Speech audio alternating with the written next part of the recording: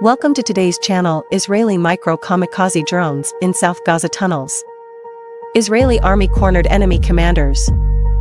We want to tell you about the latest breaking developments and how Israeli microchip drones destroyed the tunnels. First of all, according to the Israel Defense Forces statement, Israel accelerated its operations in southern Gaza and Khan on Friday evening 8 of December while the hot clashes continued. The statement said that the Israeli army won in Khan Yunis, but encountered great resistance. It was stated that due to the land structure between the settlements and agricultural areas in Khan Yunis and Hamas's extensive tunnel network, Israel's seizure of control was slightly delayed, but made significant gains in Konis. Hamas faces massive firepower from the air artillery tanks and a number of infantry and commando units. The Israeli army carried out its first operation in the tunnels with the micro-kamikaze drones it introduced last year. While not many details about the operation are shared, micro-drones have a technology that can quickly enter small holes in buildings and tunnels, and blow themselves up and hit enemy targets. Israel-based defense industry company Elbit Systems supports the victory in southern Gaza by using artificial intelligence-supported micro-drones that can move inside buildings. If we look at hot developments, we have cornered the chief commander of Hamas. The Israeli army's strategic operations in the southern Gaza Strip escalated the conflict. The terrorist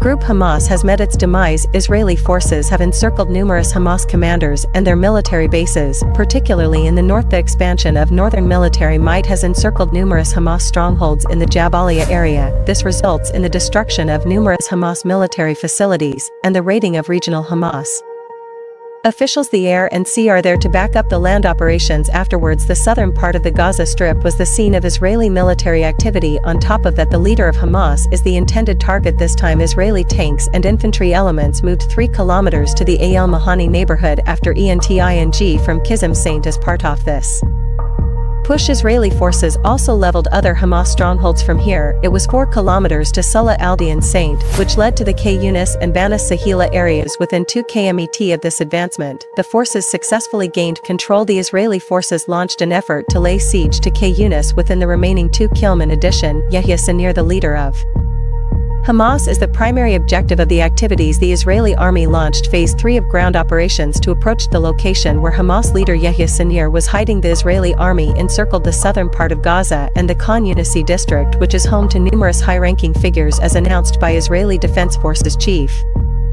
of General Staff, Lieutenant General Ari Halavi. The plan is to eliminate Sinwar, the leader of the Hamas, who is hiding out. Israeli forces encircle Khan Yunis in the south as they advance with tanks and other armored vehicles. Consequently, the Israeli army said in the early hours that they had neutralized a number of Hamas terrorists and their commanders from the northern Gaza Strip brigade, the group's second largest brigade. The fact that the largest brigade, the Gaza Brigade, lost 4 battalion commanders to Hamas was also exposed. Israeli strategic maneuvering is on full display in these missions, as well. Yahya Sinwar and other top Hamas officials are among the most prominent figures associated with the terrorist organization because these commanders launch attack attempts and various activities. Removing their names makes the downfall and annihilation of the terrorist group more likely. With fewer people in charge, terrorists will have a difficult time taking any action at all. Israeli Prime Minister Benjamin Netanyahu stated that the Israeli army encircled the location of Hamas leader Yahya Sinir. As I mentioned yesterday, our soldiers are capable of reaching every location in the Gaza Strip. At the moment, they are encircling Sinir's residence, therefore he is free to leave his house, as it is not his fortress. However, we will eventually apprehend him. This demonstrates that the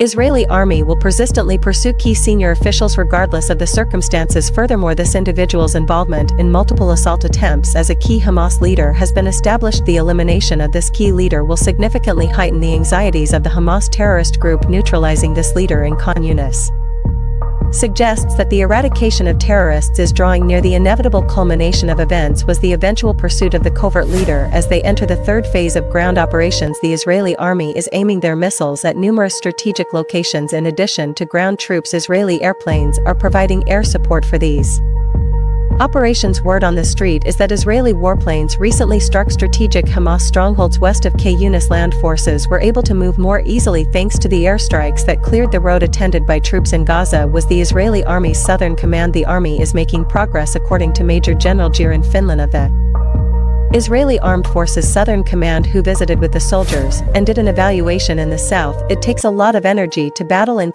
unity on this front. We are making steady progress towards our objectives. In light of this new information, it is clear that Israeli units will step up their activities also before going on to major developments. The Israeli army made crucial steps northward. Just a friendly remind that you can support us with a wonderful thank you donation. For the better part of a day we crank out high quality material only for you. If you want to help us keep going, all it takes is a little bit of your support. Attention now turns to the crucial events unfolding in the north, where Israeli soldiers once again coordinated a robust retaliation operation. Israeli tanks were involved at this stage. Israeli tanks launched artillery strikes on Hezbollah strongholds in the Adat Marjun region's hilltops. An area to the southeast of TB town witnessed the neutralization of numerous Hezbollah militants. There were reports of smoke and flames coming from the location because the terrorist group Hezbollah tries to assault border areas in the north of Israel such as Mavam. Tension is always building in such border communities. However, these assaults never achieve their goals. The primary rationale behind this is the defense of Israel. Warning sirens are set off and defense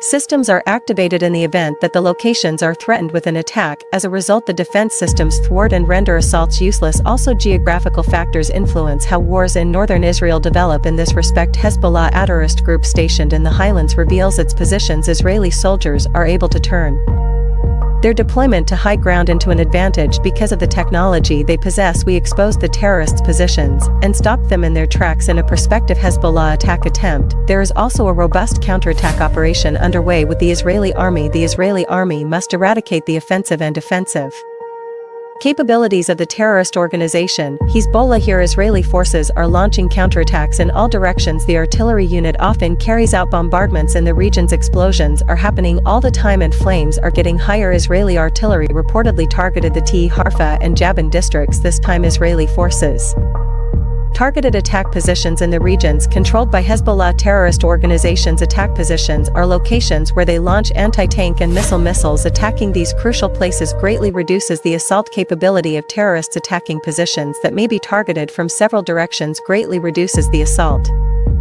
capability of terrorists. Due to prior reconnaissance, Israeli forces are able to make pinpoint hits. Israeli forces use drones for reconnaissance purposes to capture photographs of Hezbollah positions and gather data. This makes sure that the assaults work. Precise attacks have successfully destroyed numerous Hezbollah attacks and military locations. Israel has also intensified its artillery bombardment in southern Lebanon in response to the terrorist organization Hezbollah's attempts at attack. Retaliatory operations are becoming more intense. Israeli shelling also targeted Hezbollah strongholds in southern Lebanese towns bordering the sea. Israeli shelling targeted the regions of Nakura and Leuna. In this direction, we shot and neutralized Hezbollah terrorists who were hiding in the towns. The fight is still trending in Israel's favor because of these pinpoint Israeli military actions. Terrorist groups can't launch assaults in any direction because of this Israeli forces will coordinate strategic actions by bolstering their armed forces. At key junctures, Israeli forces will eradicate terrorist organizations in both the north and the south through coordinated strategic actions, bolstering their armed forces at key junctures. These days, every step counts more than before. Thanks for watching, and we'll see you next time.